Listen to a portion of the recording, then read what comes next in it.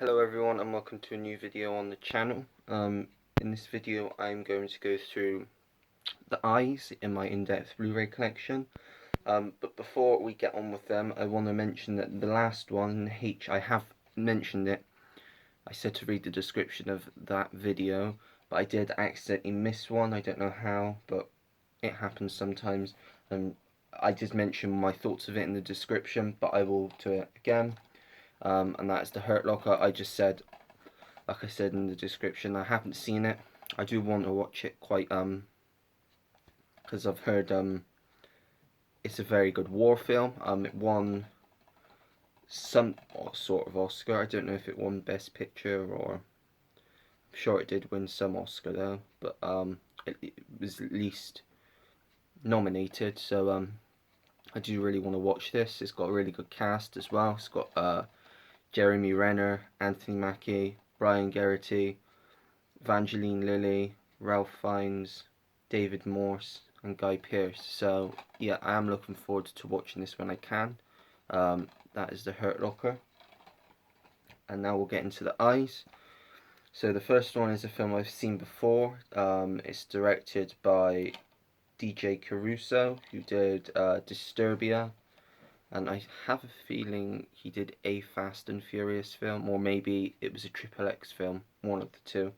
And it's produced by Michael Bay, and that is I Am Number 4. This is a Disney, well, Touchstone film. Yeah, it's pretty good from what I remember. I think I watched it last year, early last year. It's about a teenager, and I think he's supposed to be like an alien, or he's got special powers or something, and he is number 4. 1, 2, and 3 are obviously dead. So they have to try and find out who number 4 is. This is him, obviously. And he's just, I think he kind of goes on the run, and he finds his first love, and there's explosions because there's people tracking him down. I remember liking it from what I remember, so, and I think I got this for about 50p a pound, so I'm happy with that. So yeah, I Am Number 4. Next up is a comedy that I really like, starring Melissa McCarthy and Jason Bateman, who also starred in the horrible Thunder Force this year, which was dreadful. And I do tend to like the Melissa McCarthy films that people don't like, but this one was awful, so stay away from Thunder Force. But this one's a great film, and that is Identity Thief. And it says on the top it's from the director of Horrible Bosses, which I mentioned in my last video. I've not seen all the way through yet, but I am planning to, because I liked the bits I did see of it. But this is really funny. Basically about Melissa McCarthy's character. She's like a con, and she steals Jason Bateman's character's identity, and he has to go. She's on the run, I think, and he basically has to try and clear his name because the government are after him, and he's lost all his money because she's been spending it. So he goes and kind of tracks her down, and then when he gets to her, he's got to try and drag her back. It's a really good film, really funny. I really liked it, and there's a specific scene in here. I'll just say it's the throat punching scene. Really funny. And the scene in the motel's really funny as well. So yeah, really like this film, Identity Thief.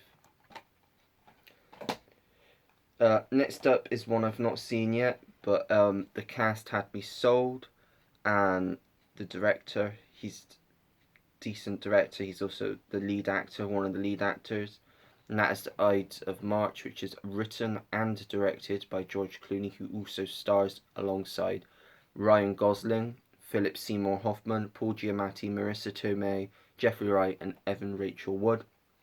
Don't know too much about this, but for 50p I thought I'd pick it up because I liked the cast.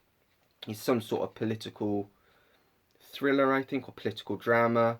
I think it's about a governor that's running for Congress or something, and another one, and he's trying, and this, I believe, Ryan Gosling is his press secretary, and the other side are trying to get him to go and work for them, or double cross or something. I believe that's what it's about. but I'm not too sure. But I am looking forward to checking it out. But if you have seen this, let me know what you think of it down below, and whether you think it's worth watching or not. That is The Ides of March. Next up is a film which I actually watched 2 days ago and really liked. As you probably know by now, I am a fan of this particular genre, and that is the romantic drama, and this is If I Stay with Chloe Grace Moretz. I'm a fan of romantic dramas, don't know why, just really like them. And this was a good one, this was done very well. As I said, it stars Chloe Grace Moretz, and she plays a teenager who is a cellist, and she wants a good, bright future with her boyfriend. But then an accident happens and it changes her life, and she's got to decide what she wants to do, basically. I'm not going to go into too much detail because I don't want to spoil it for you. But it is a very well done film, very good. It does pull at the heartstrings, it is very emotional, and I really liked it. So, yeah, that is why I have it in the collection, obviously, and I only got it last week, so happy to have this. It is sold out in CX, I think, but you can still get loads of them on eBay on places like Music Magpie. You can even get them new for under £5. So if you are interested in watching it, you can get it there. But yeah, that is If I Stay. Next up is one I got in a charity shop while I was away. I watched this when it first came out, but it's been a long time, so I want to rewatch it. And it's got slipcover, which in the best condition, but for £1.50 I couldn't pass up, and that is The Imitation Game with Benedict Cumberbatch and Keira Knightley. Also has Mark Strong in it as well. Who else is in it? Charles Dance, Matthew Good, Rory Kinnear. Yeah, don't think it says anyone else. So good cast. Obviously this is about the mathematician Alan Turing who cracked the Enigma code. But he had a very sad life because obviously he was closeted, and it led to his suicide. This isn't spoilers because it's a true. I'm gonna say sort of spoilers. If it's a true story and this is well known. He was the mathematician that cracked the Enigma code. He was closeted, and it led to his suicide. That's, I mean, because I think he had some sort of romance with Keira Knightley's character, but they're not. I don't know whether they married, but he obviously, because he was homosexual, he, you know, back in those days you had to just hide it, so he obviously married for convenience, I guess. But I remember liking this when it came out and I watched it, but I'll watch it again. So, yeah, that is The Imitation Game. Right, next up is one I've not seen, but it's got a great cast and it looks pretty good, sounds pretty good, and that is In Dubious Battle. This stars James Franco, Nat Wolff, Vincent D'Onofrio, Selena Gomez, Ed Harris, Josh Hutcherson, Sam Shepard, Zach Braff, Robert Duvall, and Bryan Cranston. And I believe it's about workers who rise up against the landowners and their private militias because of unfair working conditions, and then it leads to labour strikes. It's based on a novel by John Steinbeck, who I believe wrote Of Mice and Men, but I'm not 100% sure. But I got this because of the cast and because it was cheap. So yeah, I don't know if it's going to be any good or not, but let me know if you have seen it and what you think of it down below. That is In Dubious Battle. Next up is one that I've watched recently, produced by Steven Spielberg, directed by Joe Dante, and that is Inner Space with Dennis Quaid, Martin Short, and Meg Ryan. This was really good. This surprised me. I didn't think this was going to be great, but this is actually good, and I'm surprised this is the type of film that had a Blu-ray release, because it's not like a massive film. But I'm glad that these sort of films have got Blu-ray releases, because in England, or in the UK rather, we seem to get really bad Blu-ray releases. America seems to have loads of Blu-ray releases. We seem to get very bare bones. I mean, we've only just got, I think America's only just got it as well, but we only just got The Last Castle, Get Rich or Die Trying. But they have had they've got loads of stuff that we've only got on DVD, so it is a bit annoying, but I guess it's because the distributors in the UK are a bit lazy and don't want to release all that sort of stuff. I don't really know. Maybe we'll get some more in the future, but we don't really get releases like this. I mean, this came out in 2017, and since then, I mean, as I say, the last load of new releases of old films was probably at the end of May. We got like The Last Castle, The Saint, Get Rich or Die Trying, The Tuxedo, but we don't generally get them, so it's nice when we do. But this was a really good film anyway. Batman, um, and army, like a drunken army, or I don't know if he's army or navy pilot, who gets, he's in a like a pod. He gets miniaturized and injected into Martin Short's character, and it's just like a comedy ensues because they're after him. But it's really good. I really enjoyed it. Thought it was really funny. I would definitely recommend it if you're into these sorts of comedies. But yeah, that is Inner Space. Apologies, I got a runny nose for some reason. I don't know why. It's only just started since making the video. But anyway, we'll get on with it anyway. Next up is a really good film from the director of Daddy's Home. That is Instant Family with Mark Wahlberg and Rose Byrne. This is really good. This is a really nice film. Quite a heartwarming, touching film about this couple, and they want to adopt children. So they go to this big adoption thing, and they end up adopting 3 children. They're so with 1 brother and 2 sisters, and it's basically about the trials and tribulations of raising kids, basically, and parenthood. And it is really good. I really liked it. It's got quite a lot of comedy in it. As I said, it's quite heartwarming as well. And it's just a really good, really well done film. So yeah, that is Instant Family. Next up is a comedy which I really like. It's been a while since I watched it, so I am looking forward to watching it again. When it came out, it almost never did because of the subject matter, and the country, a certain country didn't want it released. And that is The Interview with Seth Rogen and James Franco. Obviously about two, well, a big news guy and his producer who go to Korea to interview Kim Jong-un, and then the CIA want him to assassinate him, basically, during this interview, and comedy ensues, as it does with most Seth Rogen films, and I really like this. I think it's really funny. I think Randall Park as Kim Jong-un is perfect. I think he was perfectly cast, and it's really funny, as I said, especially the ending. I really liked it, so yeah, if you like these sorts of films, I'd recommend it. That is The Interview with Seth Rogen and James Franco. Next up is a disaster film, which I watched for the first time last year. Don't really hear much people talking about it, but it's a decent film, not too long, and it was decent. It did what it needed to do, and that is Into the Storm, basically about this massive twister / tornado that comes and destroys and wipes everything out in its path in this town. Bit like Twister, and there's a news team, or well, they're not a news team. That's a lie. The weather catchers, whatever you call them, storm chasers, that are chasing this storm, this big tornado, and I really liked it. I thought it was pretty good. The only famous person in this is Richard Armitage, and he's not even really that famous.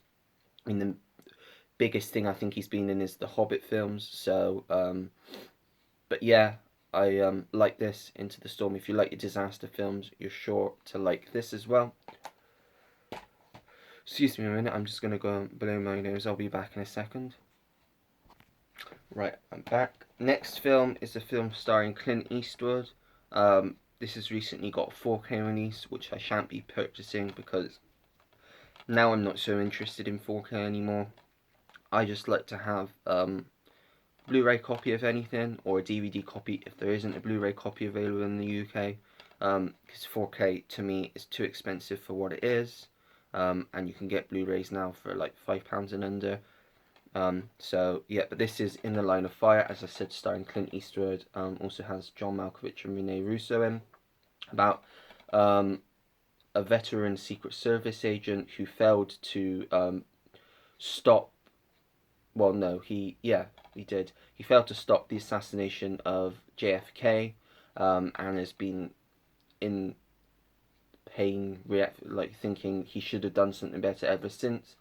And years later, 30 years later, he is protecting another president, and there's this guy trying to assassinate him, and he's got to try and stop it and not let what happened the first time happen again. And it's a really good film from what I remember. It's a good action thriller. I do need to rewatch it because it's been a few years since I watched it. But yeah, it's one of those good 90s thrillers. I really liked it. It's kind of, sort of, it's not exactly the same, but it gives me similar sort of feels to The Sentinel with Michael Douglas. I think he plays a Secret Service agent as well. But he's got to go on the run because he's being framed for something. I really like that. I need to get that on Blu-ray as well because I do like that film. But anyway, this is In the Line of Fire. Really good thriller. Next up is a good, I'd say this is like a thriller slash drama, with Tommy Lee Jones, Charlize Theron, and Susan Sarandon, and it's from the Academy Award-winning director of Crash, and that is In the Valley of Elah. It's about a father. He's an ex, like military guy, like a soldier, ex-soldier. Used to be a soldier, and his son has gone AWOL, so he has to go down to the army camp where his son is stationed and find out where he is, what's happened to him. And then something happens, and he gets the help of this detective played by Charlize Theron to find out what happened and why it happened. I mean, it's just a really good film. I think Tommy Lee Jones was really good in this. It does have Susan Sarandon on the front, although she has a very limited role in it. She's not in it a lot. She's in it probably for a total of about 10-15 minutes. But she is good when she is in it. But obviously this is mainly led by Tommy Lee Jones and Charlize Theron. But I really like this. If you like Tommy Lee Jones, I definitely recommend checking this out. And if you like the synopsis, then go for it. But yeah, I really liked it. I thought this was quite a surprise to me. That is In the Valley of Elah. Next up is a comedy which I really like, starring Ricky Gervais. That is The Invention of Lying. Also stars Jennifer Garner, Jonah Hill, Louis C.K., Rob Lowe, and Tina Fey. And it's about this man, and he's the only man that can lie. He basically invents lying, so he can say anything and everyone believes him. So I don't know if there's an example on the back. Just trying to see if he. So basically, I'll give you an example. So he could say the world's going to end tomorrow and everyone will believe him. He could go up to someone and say you're going to fall in love with him. They would believe him because they don't know what a lie is. But he's created it. It's a really clever, fun film.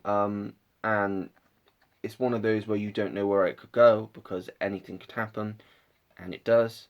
And I just really liked it. Thought it was really good. So yeah. And I do quite like Ricky Gervais, to be honest. I know he's a mixed bag with some people, but I quite enjoy his films that he did. So that is The Invention of Lying. Next up is a recent pickup. This stars Morgan Freeman and Matt Damon and is a film by Clint Eastwood. That is Invictus.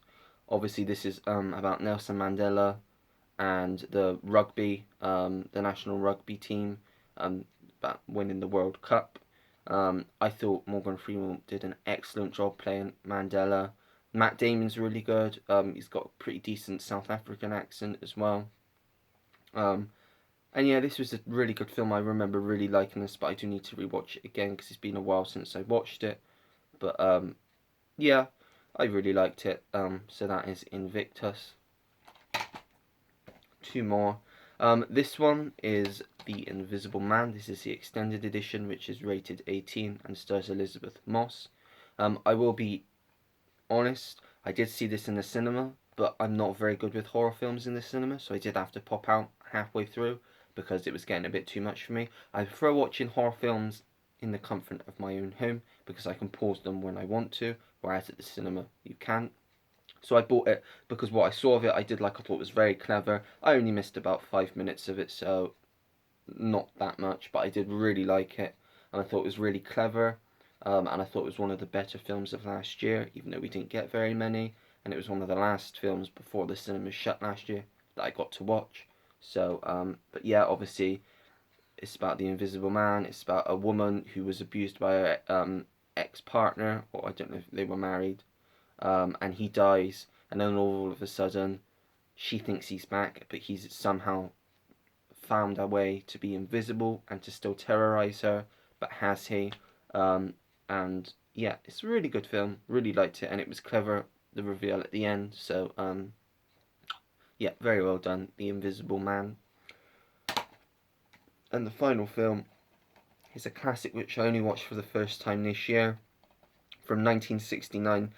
This specific edition is the 40th anniversary special edition, and it stars Michael Caine and Noel Coward, and that is The Italian Job. Really like this, thought it was really well done. Again, it's not very long, it's only an hour and a half, which is good because these sorts of films don't really need to be any longer than that. Obviously, it's about a crook that is enlisted by this big, I don't want to say he's a gangster because he's not really a gangster, but he's like a big crime boss that's in prison, and he's been told to go and steal this money in Italy.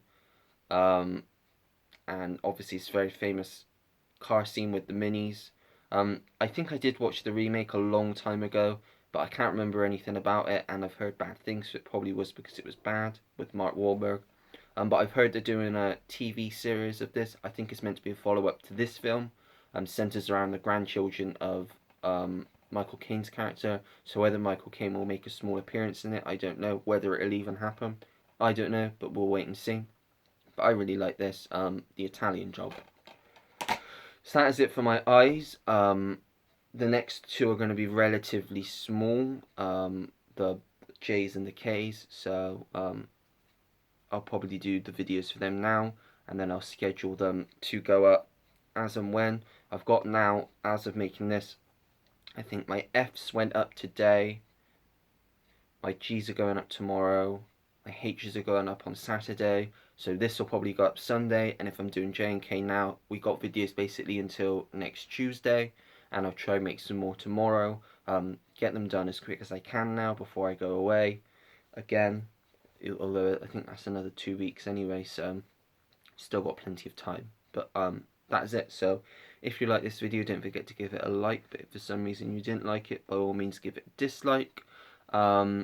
Subscribe if you want to see more videos like this, and turn the notification bell on so you know when I have a new video uploaded on the channel. Comment down below anything, everything. Have you seen any of the ones I've not seen? Have you seen the ones that I have seen? Anything. I'll get back to anyone that takes the time to leave me a comment. And that is it. So until next time, everyone, take care. Goodbye.